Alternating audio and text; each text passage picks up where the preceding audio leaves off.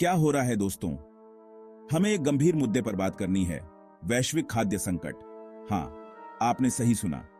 यह केवल एक समय का खाना छोड़ने के बारे में नहीं है। यह बहुत बड़ी समस्या है। कल्पना करो, लाखों लोग भूखे हैं अभी, जब हम अपने स्नैक्स के साथ मजे कर रहे हैं। ठीक नहीं है ना? हम एक ऐसी दुनिया में जी रहे हैं जहां भोजन को ऐसे माना जाता है जैसे यह फेंकने वाली चीज हो। खाने लायक पहाड़ जैसा खाना कचरे में फेंक दिया जाता है, जबकि लोग भूखे मर रहे हैं। यह बहुत गलत है यार। ये केवल विकासशील देशों की समस्या नहीं है, यह सभी को प्रभावित करता है, हर जगह। कंक्रीट के जंगलों से लेकर ग्रामीण खेतों तक खाद्य सुरक्षा के लिए संघर्ष वास्तविक है। जलवायु परिवर्तन फसलों को नुकसान पहुंचा रहा है, संघर्ष आपूर्ति श्रृंखलाओं को बाधित कर रहे हैं और गरीबी लोगों को पौष्टिक भोजन तक पहुंच से वंचित कर रही है। यह आपदा का कारण बन रहा है और हमें इसके बारे में बात करने की जरूरत है। यह दोष देने के बारे में नहीं है, यह मुद्दे को समझने और आगे बढ़ने के बारे में है।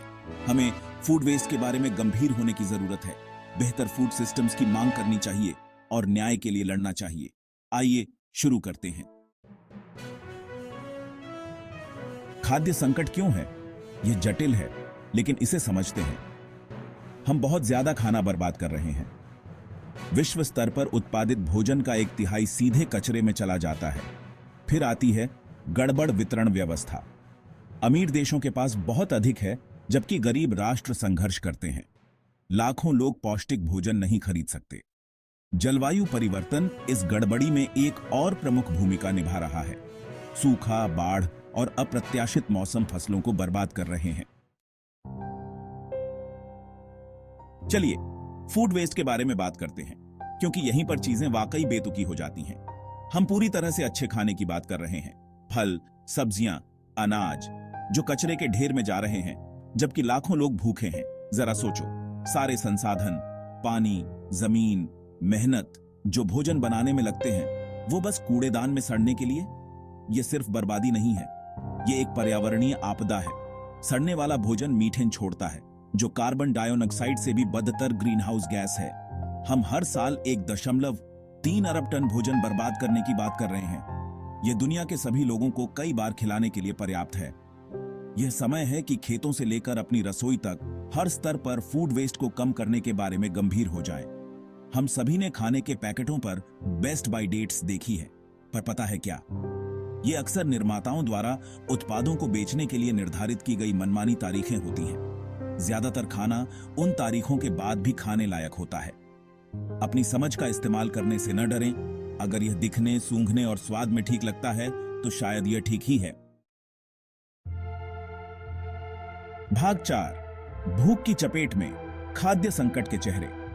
अब इस खाद्य संकट के प्रभाव के बारे में वास्तविकता जानते हैं। कल्पना कीजिए, असली लोग, बिल्कुल आप और मेरे जैसे, अपने खाने का इंतजाम करने के लिए संघर्ष कर रहे हैं। परिवार भोजन छोड़ रहे हैं, माता पिता अपने बच्चों के लिए त्याग कर रहे हैं और बच्चे भूखे सो रहे हैं। ये केवल आंकड़े नहीं हैं, ये इंसानी जिंदगियों का प्रतिनिधित्व करते हैं। हर दिन लाखों लोगों को भोजन के उनके बुनियादी अधिकार से वंचित किया जाता है। यह एक वैश्विक संकट है, जिस पर हमें ध्यान देने और कार्रवाई करने की आवश्यकता है। कुपोषण, खासकर बच्चों में, एक दिल दहला देने वाला परिणाम है। उचित पोषण के बिना बच्चे ठीक से बढ़ और विकसित नहीं हो सकते हैं। यह उनके शारीरिक स्वास्थ्य, संज्ञानात्मक क्षमताओं और समग्र कल्याण को प्रभावित करता है।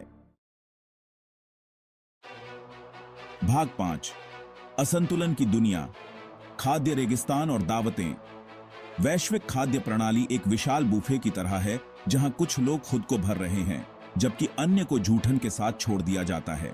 यह एक ऐसी व्यवस्था है जो अमीरों और ताकतवरों को लाभ पहुंचाने के लिए बनाई गई है, बाकी हम लोगों को टुकड़ों के लिए लड़ने के लिए छोड़ दिया गया है। एक तरफ हमारे पास ऐसे देश हैं जो पुराने भूखमरी और कुपोषण से जूझ रहे हैं, जहां लोग भोजन खरीदने और स्वास्थ्य सेवा या शिक्षा जैसी बुनियादी जरूरतों के लिए भुगतान करने के बीच असंभव विकल्प बनाने के लिए मजबूर हैं। वे गरीबी और अभाव के दुष्चक्र में फंस गए हैं। दूसरी ओर हमारे पास ऐसे राष्ट्र हैं जो अतिभोग के परिणामों से जूझ रहे हैं। मोटापा, हृदय रोग और मधुमेह बढ़ रहे हैं, जो प्रसंस्कृत खाद्य पदार्थों और चीनी से भरपूर आहार से प्रेरित हैं। यह एक अलग तरह का खाद्य संकट है, लेकिन फिर भी एक संकट है।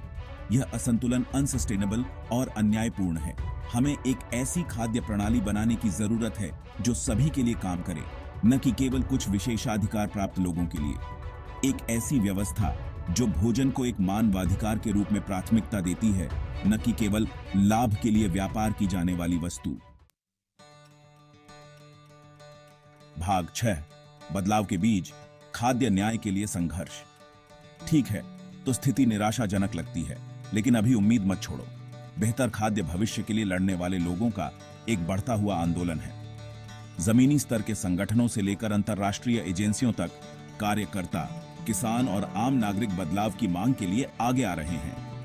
हम फूड वेस्ट को कम करने के लिए इनोवेटिव सॉल्यूशंस देख रहे हैं, जैसे ऐप्स जो व्यवसायों को अतिरिक्त भोजन के साथ उन चैरिटीज से जोड़ते हैं जो भूखों को भोजन खिलाते हैं। शहरी क्षेत्रों में सामुदायिक उद्यान उभर रहे हैं जो फूड डेजर्ट्स में रहने वालों को ताजी उपज प्रदान कर रहे हैं। किसान सस्टेनेबल फार्मिंग पद्धतियों को अपना रहे हैं जो पर्यावरण के लिए बेहतर हैं और स्वास्थ्यवर्धक भोजन का उत्पादन करते हैं।